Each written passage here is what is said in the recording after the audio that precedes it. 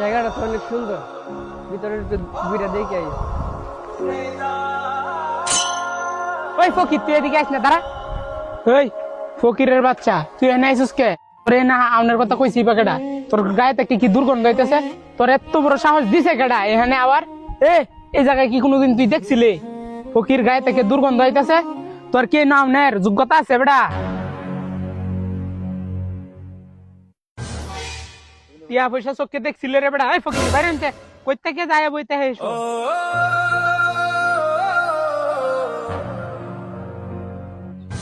Sir, আপনি এখানে?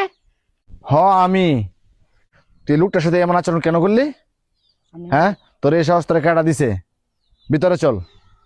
সর্বনাশটা হয়েছে রে, আজকে মনে হয় আমার চাকরিটা গিয়ে ভুইয়ে।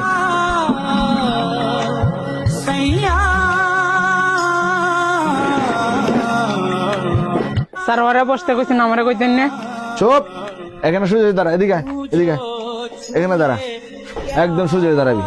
তুই আজকে যে কাজটা করলি, এটা কি তুই ঠিক করলি? হ্যাঁ, গরিব মানুষ দেখে কি তার সাথে এরকম আচরণ করতে হইব? আরে তুই বলছস কি আর গায়ে গন্ধ, তাই না? তোর গাও এরকম গন্ধ ছিল, যে গন্ধটা থেকে তোরে আমি এখানে এনে চাকরি দিছি। হ্যাঁ মধ্যে তোর মধ্যে তো ব্যবধানটা কি? তুই মানুষ, হ্যাঁ মানুষ না? এখন এই মুহূর্তে থেকে বেরিয়ে যা, যা। স্যার, আমার জন্য শুধু শুধু আপনার চাকরিটা খায়েন না।